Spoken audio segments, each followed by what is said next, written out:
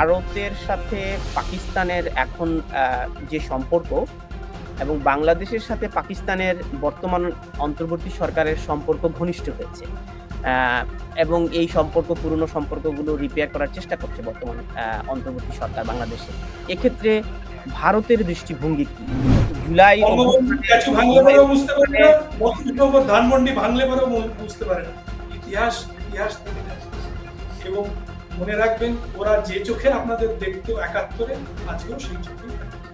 বাকি আপনার সার্বভৌম, আপনারা নিয়ে একটা you are a nation by your own rights. You have every right to befriend anyone you want. You have every right to give corridors to anyone you want. That is your business. এই পরিস্থিতির জন্য ভারত এই পরিস্থিতিটা তৈরি করে দিচ্ছে তাকে রাজনীতি করবার জন্য। শেখ হাসিনা আগেও যখন তার বাবাকে হত্যা করা হয়েছিল, নৃশংসভাবে হত্যা করা হয়েছিল, তখন সে এবং শেখ রেহানা এখানে থেকেছিলেন। প্রণববাবু তাদের লোকাল গার্জেন শ্রীমতী ইন্দিরা গান্ধী নিজে অ্যাপয়েন্ট করেছিলেন। আমরা সেটিতে খুশি। আপনি যদি দেখেন, নাজিবুল্লাহর পরিবার ভারতবর্ষে থাকে। এটা পুরনো ইতিহাস। আফগানিস্তানের রাজা এককালে আমাদের দেশে থেকেছে, রিফিউজ নিয়েছে, আবার ফেরত দিয়েছে। ঢাকা যাবে দেশে সোনালী পের সাথে। ভারতের সাথে পাকিস্তানের এখন যে সম্পর্ক এবং বাংলাদেশের সাথে পাকিস্তানের বর্তমান অন্তর্বর্তী সরকারের সম্পর্ক ঘনিষ্ঠ হয়েছে। এবং এই পুরনো সম্পর্কগুলো রিপেয়ার করার চেষ্টা করছে বর্তমান অন্তর্বর্তী সরকার বাংলাদেশের। এক্ষেত্রে ভারতের দৃষ্টিভঙ্গি কি? এই সুসম্পর্ক পাকিস্তানের সাথে হলে কি ভারতের সাথে দূরত্ব বাড়ছে বাংলাদেশের? আপনারা যার সঙ্গে ইচ্ছে বন্ধুত্ব করতে পারেন, তাতে আমাদের কি?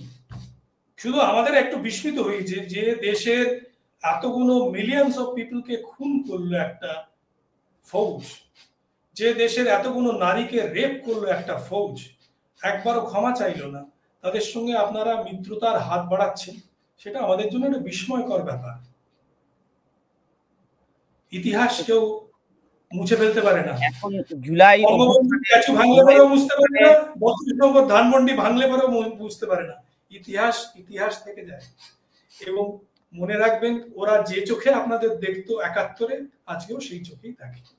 বাকি আপনার সার্বভৌম, আপনারা নিয়ে একটা you are a nation by your own rights. You have every right to befriend anyone you want to. You have every right to give corridors to anyone you want to. That is your business. None of our business. We cannot. অভিযোগ তো রয়েছে যে ভারত জুলাই অভ্যুত্থানে যে একটা বড় সংখ্যক মানুষ নিহত হয়েছেন এবং রাজনৈতিক হত্যাকাণ্ডের শিকার হয়েছেন, এবং যিনি এই বাংলাদেশে যে হত্যাকাণ্ড ঘটেছে জুলাইয়ের সময়, সেই রাজনৈতিক হত্যাকাণ্ডের দায় দেয়া হচ্ছে সাবেক প্রধানমন্ত্রী শেখ হাসিনাকে, এবং যিনি বর্তমানে ভারতে রয়েছেন তিনি সেখান থেকে বসে নানা রকম বক্তৃতা, বিবৃতি এবং নির্দেশনা দিচ্ছেন, যেটি বাংলাদেশকে অশান্ত করে তুলেছে। এবং এই পরিস্থিতির জন্য ভারত এই পরিস্থিতিটা তৈরি করে দিচ্ছে তাকে রাজনীতি করবার জন্য, শেখ হাসিনাকে ভারত থেকে। না, এগুলো সব বাজে কথা। দুটো জিনিস আপনাকে বলতে চাই এই ব্যাপারে। এক নম্বর হচ্ছে, ভারতের একটা পুরনো ইতিহাস আছে এবং লম্বা ইতিহাস আছে। যে আমাদের প্রতিবেশী, তাদেরকে আমরা সবসময় আশ্রয় দিই। দালাই লামা আমাদের দেশে আশ্রিত আছে, তার জন্য চায়না কোনোদিনও খুশি হয়নি। We have not bothered. Dalai Lama তার ১ লক্ষ ফলোয়ার নিয়ে ভারতবর্ষে এসেছিলেন, এখনো আছেন। সে ১ লক্ষ এতদিনে বেড়ে ১ মিলিয়ন হয়েছে।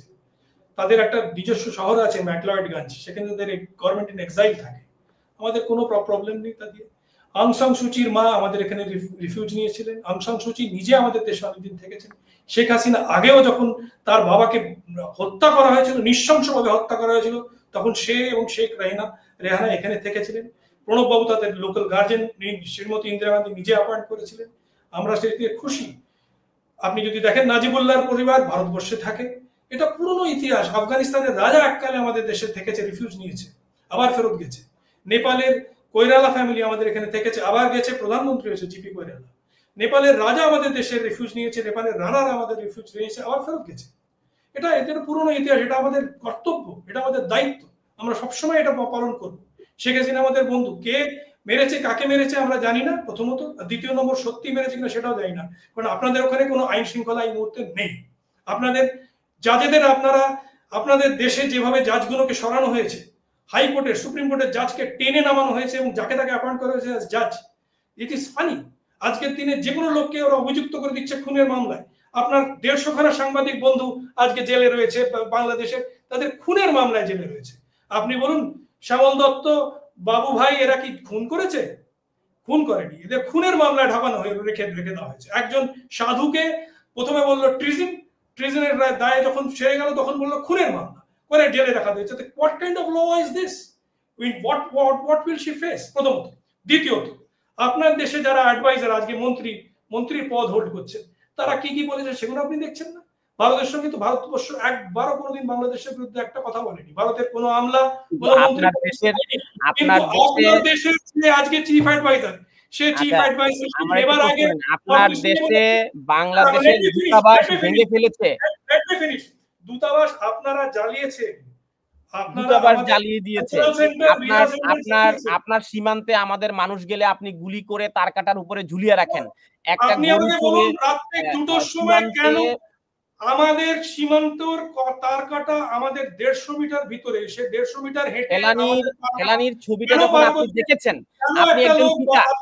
আপনি একজন পিতা ফেলানির ছবি দেখে আপনার কেমন লেগেছে? আপনি কি বললেন আমাদের দেশের তার কাটা পার করেছেন? করেননি। কোন সাধারণ লোক করে না, এটা স্মাগলার ছাড়া কেউ করতে পারে না। ফেলানি স্মাগলার ছিল এবং তারা বন্দুক নিয়ে যায়, সেই জন্য বলবেন না ফেলানির হাতে বন্দুক ছিল। no, none of them were innocent, none of them were civilians.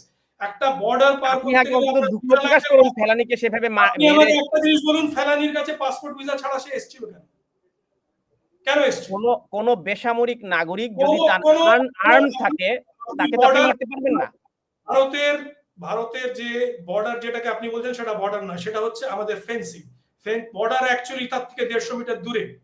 150 metre দূর ওইটাই উল্লঙ্ঘন করাটাই একটা বলতে পারেন একটা ইন্টারন্যাশনাল ল আপনি ভায়োলেট করছেন। যেদিন আপনি ওই পিলারটাকে পার করে এদিকে আসছেন সেই দিনই আপনি ভায়োলেট করছেন। তারপরে যদি আপনি আবার বাড়াতারকে পার করার চেষ্টা করেন, সেটা আরো বড় দোষ হয়ে যাচ্ছে। গ্রেফতার করে নিয়ে শাস্তি দিন। আপনি আগে আমাকে এটা বলুন যে আপনি বলছেন যে শেখ হাসিনাকে আপনি তো থামছেন না। আপনি তাকে গ্রেফতার করুন, আপনি তাকে গ্রেফতার করে তাকে শাস্তি দিন। যে বিডিআর এর কমান্ডার ইন চিফ ছিল সে বলছে, ফরমার বিডিআর এর কমান্ডার ইন চিফ বলছে চায়নার সঙ্গে একসঙ্গে হয়ে আমরা নর্থ ইস্ট দখল করব। এটাকে আমরা কিভাবে নেবো? এটা খুব বন্ধুত্বের লক্ষণ। আমরা কিভাবে নেবো যখন আপনাদের একজন ল অ্যাডভাইজার কথা বলছে চিকেন স্নেক নিয়ে নেওয়ার কথা, তখন সেটা কি বন্ধুত্বের লক্ষণ? কি বলবো আমরা, বলুন? আপনি ফেলানি কত বছর আগেকার গল্প সেটা বলছেন, আর এখনকার কথাটা বলতে রাজি নন। আপনাদের ল অ্যাডভাইজার কি বলছে সেটা দেখুন। 4 ঘন্টায় কে যেন বলেছিল যে কলকাতা দখল করবে। এগুলো কি আমরা তো বন্ধুত্ব চাই বাংলাদেশিদের, আমরা মনে করি আমাদের নিজেদের ভাই, আপন ভাই। কিন্তু এই রকম কথা যারা বলে তারা কারা? তারা কি সম্পূর্ণরূপে ভুলে গেছে 71? তারা কি ভুলে গেছে আমাদের এতদিনের বন্ধুত্ব, এতদিনের আত্মীয়তা? সবকে ভুলে গেছে। আমরা তো একই মায়ের পেটের সন্তান। তা সত্ত্বেও এইসব কথা কি করে আমরা শুনি? আজকে যখন এই কথা শুনি তখন আমরা মর্মাহিত হই। আপনারাও তো বলছেন যে ওদিক দিয়ে ফেনী নিয়ে নেবেন, ফেনী দিয়ে চট্টগ্রাম আলাদা করে দিবেন। আপনারা যেমন আপনার টেলিভিশন চ্যানেলে আপনি আমাকে বলুন, কোন আমাদের দেশের কোন আমলা মন্ত্রী কেউ এরকম কথা বলেছে? কেউ বলেনি। আপনার দেশের গণমাধ্যমে রিপাবলিক বাংলায় গ্রাফিক্স করিয়ে সোশ্যাল মিডিয়াতে কে লিখছে কি বলবো? আমার সোশ্যাল মিডিয়াতে লোকেরা লিখছে আপনার দেশের গণমাধ্যম যাচ্ছে তাই বলবে, আপনার রাষ্ট্রের আপনার দেশের গণমাধ্যমও কিছু কম যায় আসে যাচ্ছে না। আপনার গণমাধ্যম বলছে না, এটা সোশ্যাল মিডিয়া বলছে প্রথমত। দ্বিতীয় নম্বর, কিন্তু আপনার দেশে যারা যেটা করছে সেটা হচ্ছে from their ministers, from people who are in power.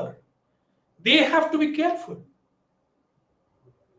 আপনার দেশে চিফ অ্যাডভাইজার বলেছে যে আমরা হচ্ছি ইন্ডিয়ান ওশানের অভিভাবক, নর্থ ইস্টের রাস্তার আমরা মালিক, চায়নাকে আমরা এই রাস্তাতে নিয়ে যাব। এ কি কথা বলা? একজন দেশের হেড অফ স্টেটের কথা বলার উচিত এরকম কথা? এখন চায়নাকে এখানে দিলে আপনাদের অসুবিধা আছে? পাকিস্তানের সঙ্গে বন্ধুত্ব করুন, চায়নার সঙ্গে এখন আপনারা যদি চান আপনারা কোমোরোস আইল্যান্ডের সঙ্গে বন্ধুত্ব করুন, তাহিতির সঙ্গে বন্ধুত্ব করুন, কোনো অসুবিধা নেই। কিন্তু পাশের বাড়ির লোকের সঙ্গে কেন ঝগড়া করছেন? তাও পায়ে পা বাড়িয়ে। একটা তো ঝগড়াটা তো পায়ে পা বাড়িয়ে ঝগড়া হচ্ছে না, কেউ তো বলছে না। What is this? অসংখ্য ধন্যবাদ জয়ন্ত রায় চৌধুরী। আপনি অনেকগুলো প্রশ্ন দিয়েছেন। কিন্তু একটি প্রশ্ন অনেকেই একজন দর্শক করেছে। আপনি যদি এটি একটু নিতে চান। আ বলুন, তাড়াতাড়ি বলে ফেলুন, কারণ আমাকে আরেকটা মিটিং এ যেতে হবে। হ্যাঁ, আমরা শেষ প্রশ্ন। বাংলাদেশের ২য় বিশ্বযুদ্ধের সময় আব্দুল কাদের বলেছেন, ২য় বিশ্বযুদ্ধের সময় আমেরিকা জাপানে পারমাণবিক বোমা মেরেছিল। আমেরিকা ভিয়েতনামে দীর্ঘদিন ধরে যুদ্ধ করেছে। আমেরিকা কি মাপ চেয়েছে? এই দেশগুলোর সাথে আমেরিকার সবচেয়ে ক্লোজ ভালো সম্পর্ক। আপনি ওই ৭১ এর ক্ষমা চাওয়ার কথা বলছিলেন। না, আমেরিকা ক্ষমা চেয়েছে। প্রথমত এই কথাটা বলবেন না। যে বলছে সে কথা সে জানে না। ১ নম্বর, জাপানের কাছে ক্ষমা চেয়েছে। এটা বাজে কথা যে চায়নি। দ্বিতীয় নম্বর হচ্ছে পারমাণবিক বোমা একটা যুদ্ধের মধ্যে ফেলেছে, সেটা আলাদা গল্প। কিন্তু rape and killing of innocent civilians and during not before the war, ৭১ এর যুদ্ধের অনেক আগে এবং ৭১ এর যুদ্ধের মধ্যে লাস্ট মোমেন্টে যখন ওরা সারেন্ডার করতে যাচ্ছে তার আগের রাত্রিরে আপনাদের প্রত্যেকটা ইন্টেলেকচুয়ালকে ধরে নিয়ে এসে খুন করা। These are undefendable. These are war crimes. If you don't realize it, then you should stop being a citizen of Bangladesh. আপনার রক্তে যদি বাংলাদেশি রক্ত থাকে তাহলে আপনি এটাতে আপনার গায়ে রক্ত আপনার টকবক করা উচিত। কি করে আপনার দেশের সঙ্গে এত বড় অপরাধ করেছে একটা লোক, যে লোকটা এই কথাটা লিখেছে তাকে জিজ্ঞেস করুন সে কি সত্যি করে বাংলাদেশি। সে যদি বাংলাদেশি হয় তার রক্তে আজকে টকবক করা উচিত যে কি করে এত বড় অপরাধ করতে পারে একটা লোক, আর আমি তাকে ক্ষমা করে দেবো। আমি তো বাংলাদেশি নয়, আমার রক্ত টকবক করছে, এই কথাটা ভেবে বা চিন্তা করে। এর থেকে বেশি আমি কিছু বলতে পারি না। ধন্যবাদ জয়ন্ত রায় চৌধুরী। আমরা বিশ্বাস করি যে কোনো যুদ্ধই আসলে সবচেয়ে বেশি সাফার করে এবং ক্ষতিগ্রস্ত হয় সাধারণ মানুষ, নারী, শিশু এবং বেসামরিক নাগরিকের যাতে আর কোনো ধরনের প্রাণহানি না ঘটে, এটাই আমাদের প্রত্যাশা। এবং আমরা দৃঢ় বিশ্বাস করি ভারত এবং পাকিস্তানের সাথে কূটনৈতিক চ্যানেলে এটি নিশ্চয়ই যোগাযোগ করে এটি সমাধান করবে। যে কোনো মূল্যেই আমরা যুদ্ধ চাই না। যেদিন পাকিস্তান টেররিজম শেষ করবে সেদিন সম্পূর্ণরূপে শান্তি হবে এবং এশিয়া এই ভূখণ্ডটি আরো অনেক উন্নতি করবে। আশা করি সেদিন বেশি দূর নয়।